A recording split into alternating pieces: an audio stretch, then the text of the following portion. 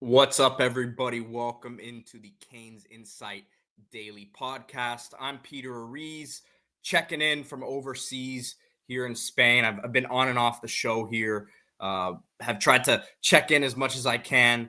And I know D Money's probably going to do a breakfast with CanesInSight as we normally do, here on the weekends. But I just wanted to check in. I don't think I'm going to be able to hop on with him. And obviously, it's been a busy last couple days here for the Canes, starting here with last night in Anthony Kennedy's pickup, defensive tackle. Of course, we'll get into that in just a second. And look, guys, I know there might be a lot. So I haven't watched what D has said.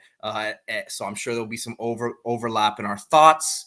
But I just want to do a quick check-in, probably 10 minutes or so here, to go through some of the latest happenings here. Again, I know D's covered you guys great the last week plus here as I've been gone. And I'll be back Tuesday. So, I'll be back on daily on the show there. But again, some of my thoughts here. And thank you, of course, as always, to Anajar and Levine Accident Attorneys. Take back control of your life with Anajar and Levine. Dial 1-800-747-FREE, 1-800-747-3733. Again, to take back control of your life with Anajar and Levine. So, like I mentioned in the start of the show, this pickup here with Anthony Kennedy, the most recent news, D did his own breakdown of it. And this is a really good pickup here, in my opinion. 4-star on 247. I believe he's a 3-star in the composite, but I'm sure D parroted this. I'm going to say it a few times here. The body type is what you really, really want in there. 6'3.5" is what he's listed out on 247, 334. And here's his commitment post. Let me pull up his 247 page. You can see he's got a baby face still, right? So we'll pull up the highlights here in just a second. But I think once this guy gets in a college weight room, you'll see on tape, right? He's got some movement ability, right? I wouldn't say he's the most twitched up guy in the world, but these guys with this sort of size are not falling off trees. You don't really have this body type on Miami's roster right now. I think the closest thing to it was Josh Horton, who obviously could never really break through here, wasn't healthy consistently during his time at Miami. Ahmad Moten, I'm not sure what he's weighing these days. We don't get official weights. He might be your biggest D tackle there, but he's listed at 6'3". So Kennedy already listed at 6'3.5" here.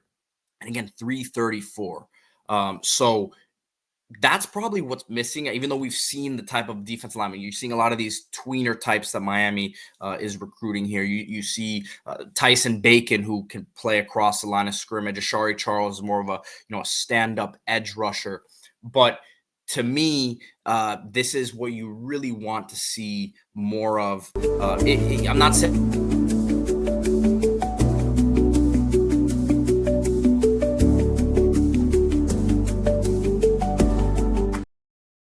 why that came up there for a second, but they want these athletic types, but you need someone who can command a double team, right? Can be a penetrator in the run game and eat up a lot, just the space in there that will free things up for the guys behind him and the edge rushers next to him. So really, again, let me pull up the tape here real quick, and you see him right here.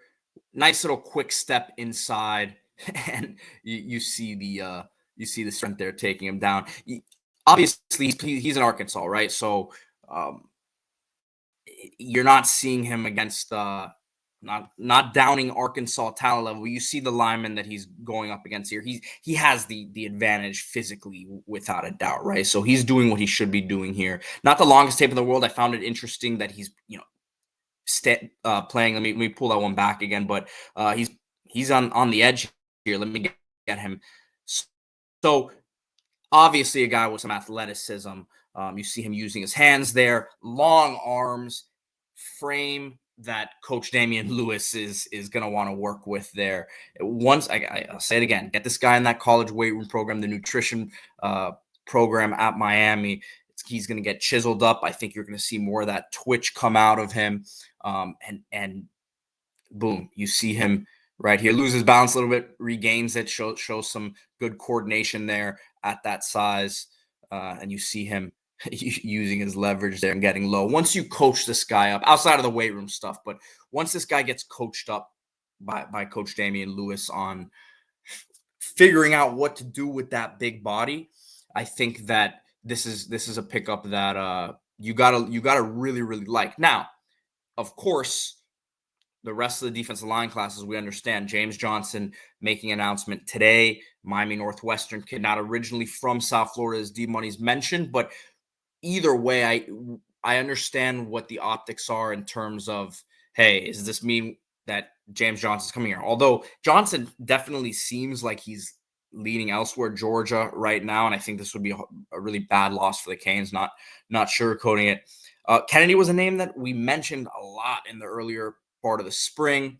Um, he he's someone that, as we talked about body type wise, I don't think this was I don't think that this was a commitment. Now, the timing of it, could they have pushed it up to kind of take away the sting of James Johnson, so to speak? I can't confirm or deny that, and I don't know it to be fact. So I'm not saying that in a way that's like uh, trying to be sneaky. But all I'm saying is, I don't think that this was a guy that that if James Johnson commits, that they wouldn't have taken. Different player completely. But yeah, the James Johnson looks like it's gonna be a loss. I'm recording this here in at it's 6:30 a.m.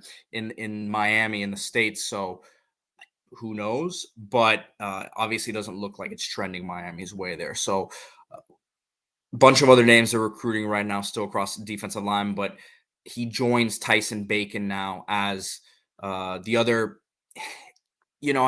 Ashari Charles obviously is a pass rusher, and I kind of see him differently than a Tyson Bacon, and Tyson Bacon is a different player than Kennedy as well. So you're getting different types of players there, but I still think, man, you need to.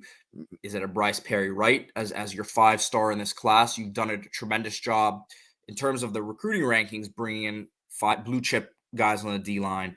But it's as we know on the field this year, those Armando Blunts of the world. Year 2 now, Justin Scotts. They've got to show, which we're excited about, but they've got to show it now.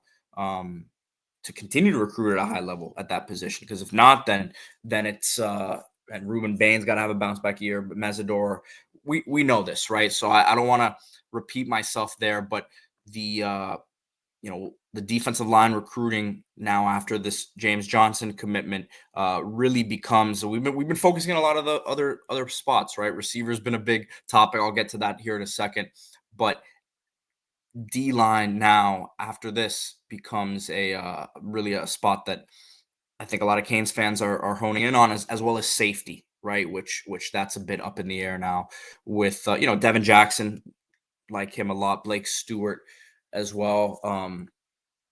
So look, a lot to still unpack from this class, but this pickup in particular, Anthony Kennedy, like it a lot. Um, you need that size there, and I think 2 years from now, you're looking at a guy, because I don't know that this is someone who's coming in and being the guy right away, but year 2, year 3, if he sticks it out, I think you're really cooking there. So moving on to, I just wanted to touch on this real quick. I know D Money's talked about it a lot. It's been a big topic of conversation on social media, so I don't want to beat a dead horse here, so to speak. But Jason Lopez, I think that was, and I said after he got the basketball offer, I was like, that I think this one pretty much wraps it up, right? Because I understood that was a big um that was kind of a big point for his team, under knowing that he had a real opportunity to play basketball at wherever he was gonna go. And I say team, him and the people around him, not like he had like a big crew or anything, but he wants to play basketball at the next level. So once he got that off from Miami, understanding that what his interest was in Miami football, from what I thought, that kind of would seal the deal. Obviously, it wasn't the case, and the part that I was not keeping in the equation as much was, at that point, it looked like for a second Vance Spafford was kind of floating back to sticking with Georgia or maybe even staying on the West Coast. There was some talk about that as well, right? So I wasn't factoring in that Miami was still not only in the race for him, but going to be landing him in a couple days there, which they went on the visit together. I don't think there was like any animosity or anything, but D Money alluded to it before they went on the visit. He kind of said something like, I don't know if they'll be kind of looking at each other like, man, we're similar players. They're similar stature. Obviously, the slot white receiver. We can't ignore the optics of it, but at the same time, they're different players, right? Spafford's more of a has that long speed, 4.3 speed. Lopez is a pretty big dude. If you see him up front, he's not Xavier Restrepo, 200 pounds right now, and I don't know if he will ever be that, but obviously the you see his ability on the basketball court, you see his bounciness, his productiveness, or production, I should say, not productiveness, not a word there, just kind of threw that one together, but his production in South Florida at Chaminade, and then just everything you hear about him in terms of competitive nature and all that, right? So different players, very, very different players. I think Spafford is an absolute stud, but D Money and I have been pretty steadfast on saying that we really thought that Jason Lopez should be in this class, and you do whatever you can to get him. Miami tried, but you got to give FSU props here for getting that one done. And yes, maybe taking advantage of the situation in a sense. Miami may be getting a bit greedy there, but I don't think that I've read some stuff where people say he didn't have the green light to commit. He definitely did, but at the same time, Miami wasn't going to be left with nothing, right? And they were kind of in a situation there where if Lopez would have committed first, that yes, they would have still taken Stafford, the same type of thing, but at the same time, Spafford was ready to go right there. So you gotta can't say, hey, hold off. We gotta wait to see if Jason Lopez commits. So that's the game. That's recruiting these days, man. It's a lot that goes into it. Now, wrapping it up here with some basketball talk. I know that Trenton Breeze last night has put in a prediction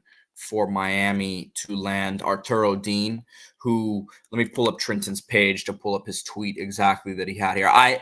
Listen, Trenton's spot on with the basketball news, right? He's been the top insider for the Canes on on Dean, but and I just saw he's put out two tweets here in the last 7 hours. He actually, I gotta talk to young Trenton here. He tweeted it out and then he edited the tweet.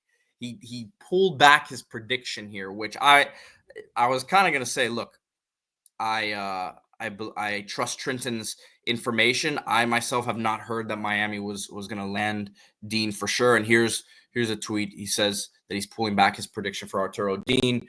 And who is Arturo Dean, right? I've kind of talked about him for a few minutes here without really explaining what this situation is. Transfer guard from Oklahoma State, originally from South Miami, played his first couple of years at FIU.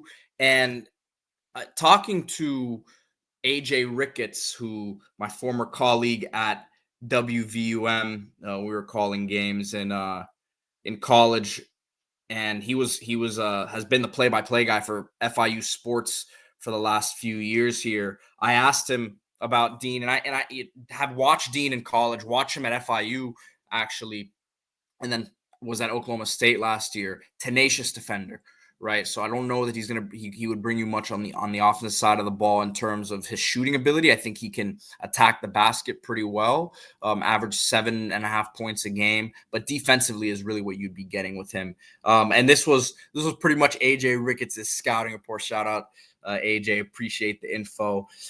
He said, look, shooting wasn't always his strength. 20% from three freshman year, 27% last year from three, and I saw he was 39% from the field as well. So not great as a shooter, but this is AJ's words. But elite defender, excellent at breaking down the defense off the dribble and getting defense into rotations, and great energy.